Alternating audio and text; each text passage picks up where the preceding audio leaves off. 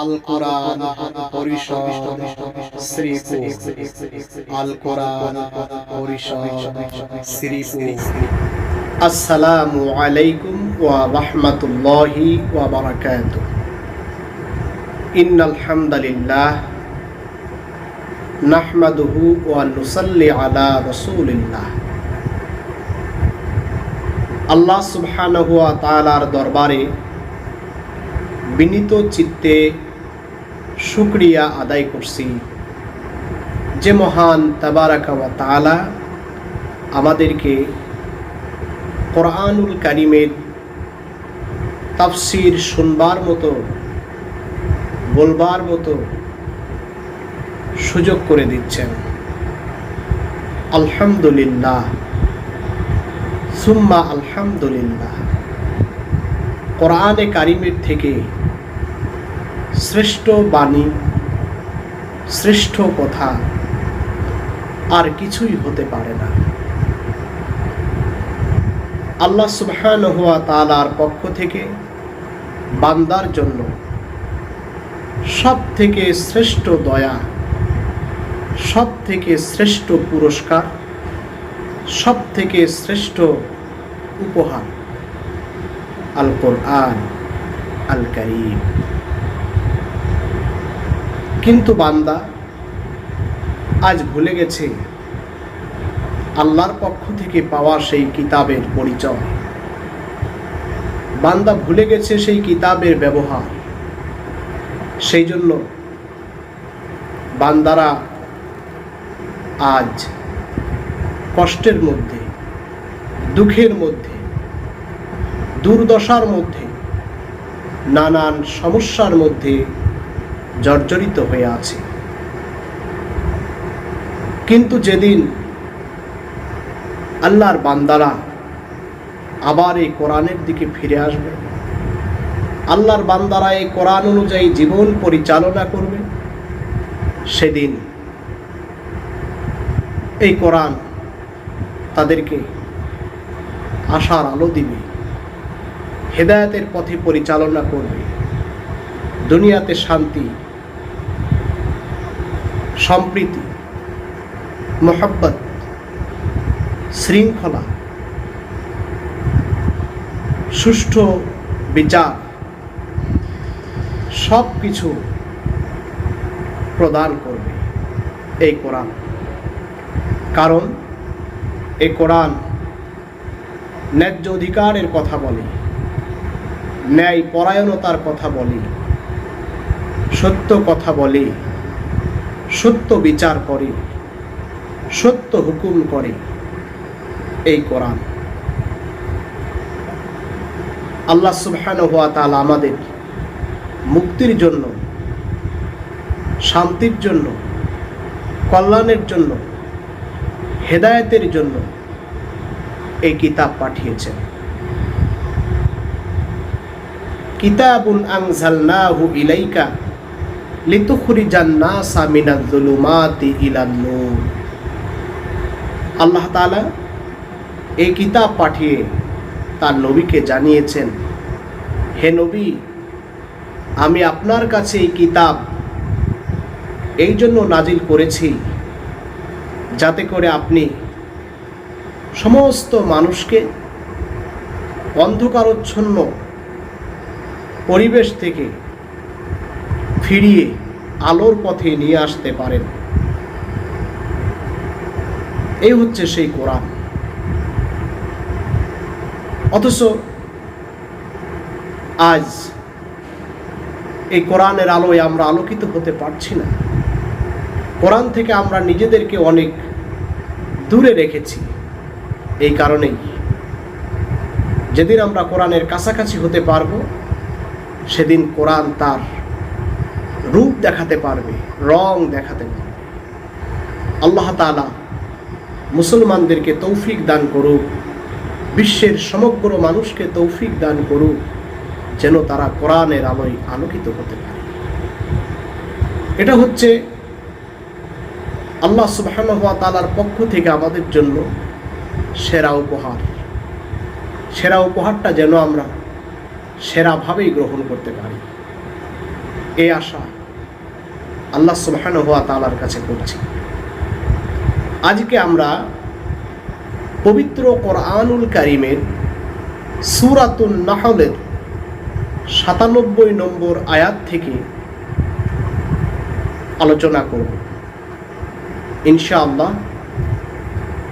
সাথে থাকবেন।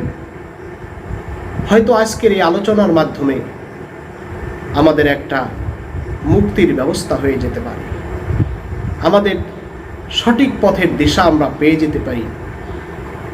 সঠিক পথের দিশা আজকের এই আলোচনা থেকে আমাদের হয়ে যেতে পারে, পেয়ে যেতে পারি আসল পথ, সঠিক পথ। আল্লাহ সুবহানাহু ওয়া তাআলা সূরাতুন নাহলের ৯৭ নম্বর আয়াতে কি জানিয়েছেন? আয়াতটি হলো, আউযু বিল্লাহি মিনাশ শাইতানির রাজীম, বিসমিল্লাহির রহমানির রহিম, মান আমিলা সালিহাম মিন যাকারিন আও উনসা ওয়া হুয়া মুমিনুন فلنحيينه حياة طيبة ولنجزينهم أجرهم بأحسن ما كانوا يعملون صدق الله العظيم। আল্লাহ সুবহানাহু ওয়া তাআলা বলছেন, মান আমিলা সালিহাম মিন যাকারিন আও উনসা ওয়া হুয়া মুমিনুন, পুরুষ হোক অথবা নারী হোক, মুমিন অবস্থায়, ঈমানদার অবস্থায় যদি সে আমলে সলেহ করে, ফালানুহইয়ান্নাহু হায়াতান তাইয়্যিবাতান, আল্লাহ বলেন আমি অবশ্যই তাকে হায়াতে তৈয়্যিবাহ, নন্দিত জীবন দান করব। ওয়ালানাজজিয়ান্নাহুম আজরাহুম, আর আমি অবশ্যই তাদেরকে পুরস্কৃত করব, পুরস্কার দান করব, বিআহসানি মা কানু ইয়ামালুন, দুনিয়াতে তারা যে আমল করবে সেই আমলের বিনিময় হিসেবে শ্রেষ্ঠ পুরস্কার আমি অবশ্যই তাদেরকে দান করব। সূরাতুন নাহলের ৯৭ নম্বর আয়াত। প্রথমে যে কথাটা বলা হয়েছে, পুরুষ হোক অথবা নারী হোক,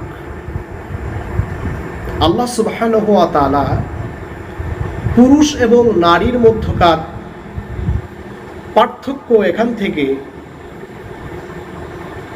দূর করেছেন এবং সমান অধিকার প্রদান করেছেন। ইবাদতের ক্ষেত্রে একজন পুরুষ একজন নারী উভয়েই আল্লাহ সুবহানাহু ওয়া তাআলার ইবাদত করতে পারবে, ইবাদত করার যোগ্যতা রাখে এবং পুরস্কৃত হওয়ার যোগ্যতা রাখে, পুরস্কার পাওয়ার যোগ্যতা রাখে।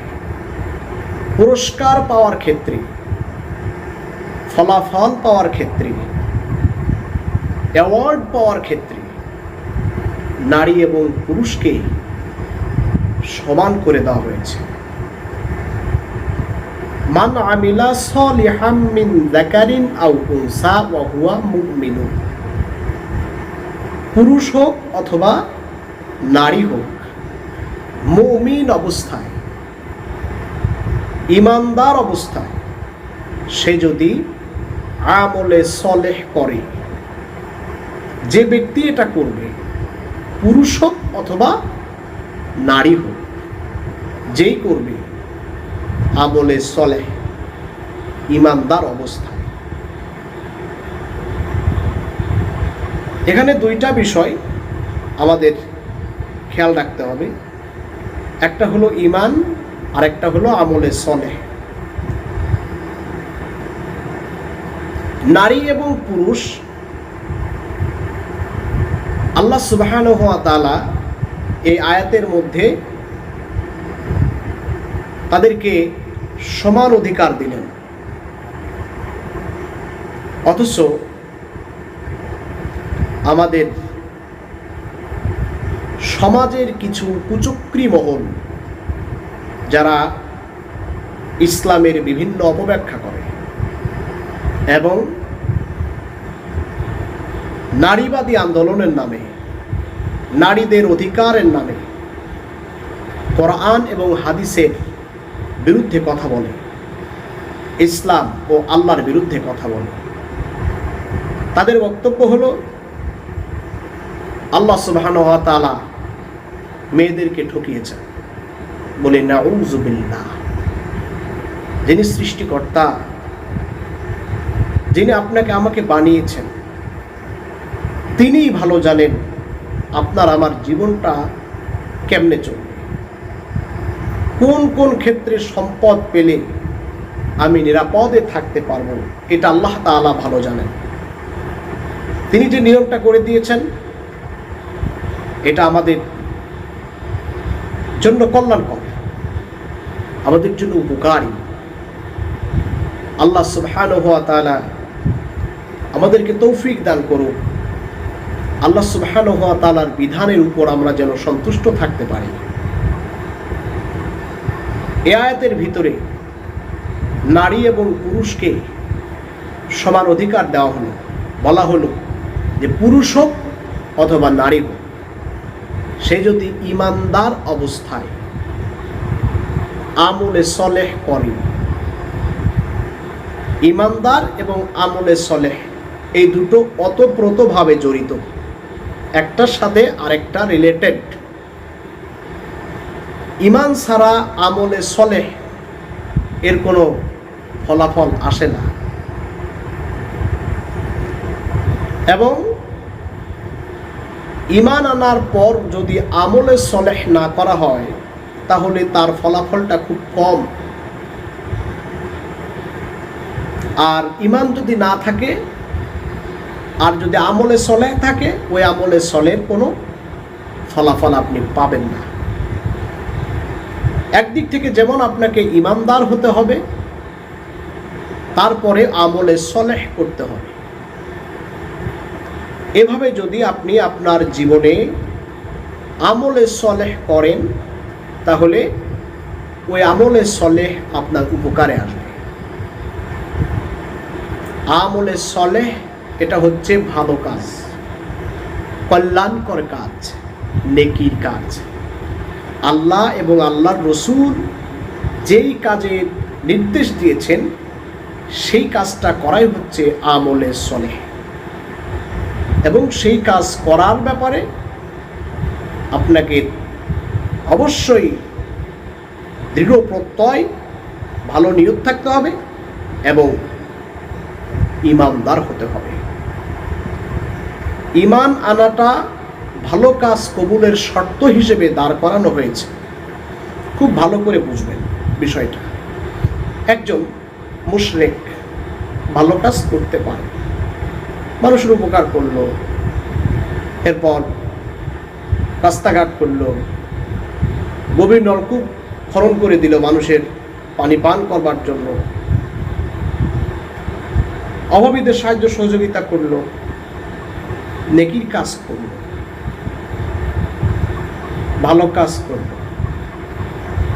একজন মুশরিক, একজন কাফের এটা করলো, এর ফলাফল সে পাবে না। এর যে বেনিফিট, এর যে উপকারিতা, এর যে একটা কল্যাণকর দিক আল্লাহ তাআলা কিয়ামতে হাসরে মানুষের এই জীবনের পরবর্তী একটা জীবনে দান করবেন, সেই ফলাফল কাফেররা মুশরিকেরা পাবে না, কারণ তাদের ঈমান নাই। ঈমান না থাকার কারণেই ভালো কাজ করার পরেও এখান থেকে তারা বঞ্চিত হয়ে গেল। সুতরাং আমলে সলেহগুলো যদি আপনাকে আল্লাহ তাআলার কাছে কবুল করাতে হয়, তাহলে ঈমান আনা শর্ত।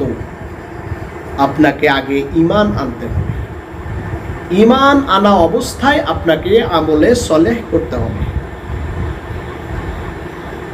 ঈমানটা কি জিনিস? প্রশ্ন আসতে পারে যে ঈমান কিভাবে, ঈমান কি?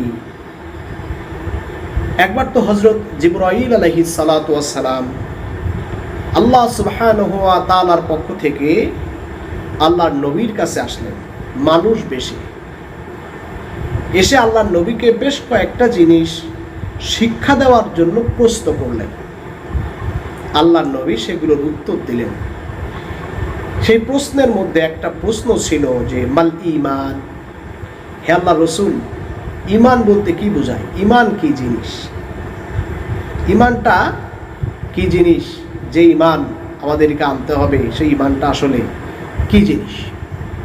তখন রাসূল সাল্লাল্লাহু আলাইহি ওয়াসাল্লাম বলেছিলেন যে আন তুমিনা বিল্লাহ, আন তুমিনা বিল্লাহ, তুমি আল্লাহর প্রতি ঈমান আনবে, ওয়া মালাইকাতিহি, আল্লাহর ফেরেশতার প্রতি ঈমান আনবে, ওয়া কুতুবিহি, কিতাব সমূহের প্রতি ঈমান আনবে, ওয়া রুসুলিহি, এবং রসুলদের প্রতি ঈমান আনবে, ওয়াল ইয়াউমিল আখিরি, আর আখিরাত দিবসের প্রতি, হাসর দিবসের প্রতি, কিয়ামত দিবসের প্রতি, মৃত্যুর পরে তোমার যে আবার উঠানো হবে, হিসাব নিকাশ হবে, এইসব বিষয়ের প্রতি ঈমান আনবে। ওয়া তুমিনা বিল কদরি খায়রিহি ওয়া শাররিহি, তাকদীরের ভালো মন্দের উপর তুমি বিশ্বাস স্থাপন করবে। এটা হচ্ছে ঈমান। একজন মানুষ যখন এগুলোর প্রতি বিশ্বাস করে, তখন সে একজন মুমিন হিসাবে চিহ্নিত হয়, অর্থাৎ তার ভিতরে ঈমান আছে, এটা প্রমাণিত হয়। ঈমান আনার পরে এই ঈমানের আবার টেস্ট হয়, অর্থাৎ ঈমান আনার পরে তার ভিতরে কিছু বৈশিষ্ট্য পয়দা হয়। এখন দেখুন আমরা সেই বৈশিষ্ট্যে ঈমান আনতে পারছি কিনা, আমাদের ভিতরে সেরকম কোনো প্রভাব পড়ে কিনা। ঈমান আনার পর একজন ঈমানদারের ভিতরে বেশ কয়েকটা প্রভাব পড়বে। সেই প্রভাব আপনার আমার মধ্যে পড়ে কিনা আল্লাহ তাআলা বলেন সূরা আনফালের মধ্যে, ইন্নামাল মুমিনুনা আল্লাযীনা ইযা যুকিরাল্লাহু ওয়াজিলাত কুলুবুহুম, নিশ্চয় মুমিন তো তারা, ঈমানদার তো তারা, আল্লাহর কথা স্মরণ হওয়ার পর, স্মরণ করার পর যাদের অন্তরটা কেঁপে ওঠে, যাদের কল্পটা নড়ে ওঠে, আল্লাহর ভয়ে ভীত হয়ে, আশা এবং আশঙ্কায় যার অন্তরটা কেঁপে ওঠে, আল্লাহর ভালোবাসায়, আল্লাহর মহব্বতে যার অন্তরে একটা ধাক্কা লাগে, কেঁপে ওঠে, সেই ব্যক্তি হচ্ছে মুমিন, সেই ব্যক্তি হচ্ছে ঈমানদার। আপনার কি কোনোদিন এরকম ধাক্কা লাগছে? আল্লাহর কথা স্মরণ হওয়ার পর নিজের ভিতরে এরকম অনুশোচনা কি জাগছে যে আমার রব, আমার আল্লাহ আমাকে বানিয়েছেন, আর আমি তার বিরুদ্ধে গিয়ে গুনাহের মধ্যে নেমে পড়েছি? যখন আল্লাহর কথা স্মরণ হয়, তখন কি ওইগুলো থেকে ফিরে আসতে আপনি পারেন? আপনার অন্তরে কি একটা ধাক্কা লাগে? যদি ধাক্কা লাগে, যদি প্রকম্পিত হয় আল্লাহর ভয়ে আপনার অন্তরটা, তাহলে আপনি ঈমানদার।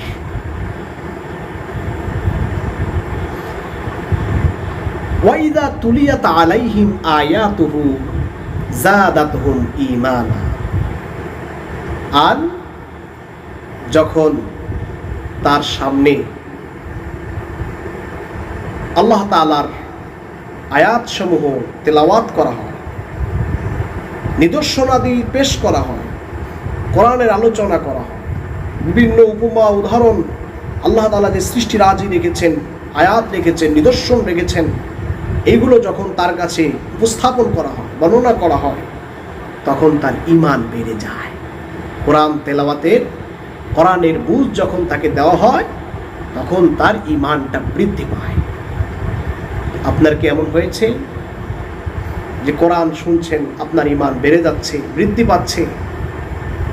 এরকম যদি হয় তাহলে আপনার ঈমান আছে, এটা বোঝা যায়। ওয়া আলা রাব্বিহিম ইয়াতাওয়াক্কালুন, ঈমানদারেরা তাদের রবের কাছে সব সময় নির্ভরশীল থাকে, ভরসা করে। তাদের উঠা বসা, চলাফেরা, তাদের প্রত্যেকটা কর্মে আল্লাহ সুবহানাহু ওয়া তাআলার উপর ভরসা থাকে। এইবার এইটা দিয়ে আপনি আমি আমাদের ঈমানটা মাপি। আপনার আমার জীবনে আমি কি আমার, আপনি কি আপনার প্রত্যেকটা কর্মে আল্লাহ সুবহানাহু ওয়া তাআলার উপর ভরসা করতে পেরেছেন? অনেক মানুষ আল্লাহ সুবহানাহু ওয়া তাআলার উপর ভরসা করতে পারে না।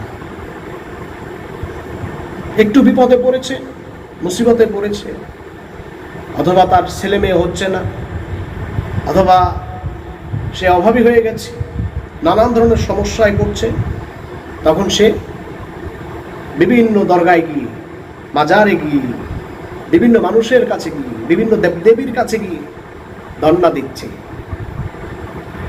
সেজদা করছে মানুষের পায়ে, সেজদা করছে পীরের পায়ে, সেজদা করছে দরগায় গিয়ে, সেজদা করছে ওই অমুক জায়গায় তমুক জায়গায়, বটগাছের নিচে, বিভিন্ন জিনিসের উপর তারা নির্ভরশীল হচ্ছে। কিন্তু যে ব্যক্তি নিজেকে ঈমানদার বলে দাবি করে, সে ব্যক্তি কখনোই আল্লাহ সুবহানাহু ওয়া তাআলার উপর ভরসা করা ছাড়া আর কারো উপর ভরসা করতে পারে না। আপনি আমি যদি এমনটা করতে পারি, তাহলে বুঝতে হবে আমার ভিতরে ঈমানটা জাগ্রত আছে, ঈমানটা তাজা আছে। আল্লাযীনা ইউকিমুনাস সালাতা ওয়া মিম্মা রাযাকনাহুম ইউনফিকুন, যারা নামাজ কায়েম করে এবং তাদের আমি যে রিজিক দিয়েছি সেখান থেকে খরচ করে, তারা হচ্ছে ঈমানদার। অনেক মানুষ আছে নিজেকে ঈমানদার বলে দাবি করে, অথচ নামাজ পড়ে না। তাদের যুক্তি হলো যে নামাজ না পড়লে কি হবে, ঈমানটা ঠিক আছে। কত বড় পাগলামি কথা! আল্লাহ বললেন তোমার ঈমানটা ঠিক করার জন্য নামাজ প্রয়োজন, আর আমরা বলছি নামাজ না পড়লে কি হবে, আমার ঈমান ঠিক আছে। তার মানে ওর ঈমানই নাই। যার নামাজ নাই, বুঝতে হবে তার ঈমানটা আউট হয়ে গেছে। এবং আল্লাহ তাআলা আমাদের যে সম্পদ দিয়েছেন সেখান থেকে ব্যয় করতে হবে। এই কাজ যদি আমরা করতে পারি, এই কাজটা যদি আমরা করতে পারি, তাহলে আল্লাহ সুবহানাহু ওয়া তাআলা বলছেন উলাইকা হুমুল মুমিনুনা হাক্কা, এরা হচ্ছে রিয়েল মুমিন, এরাই হচ্ছে হক মুমিন, প্রকৃত মুমিন।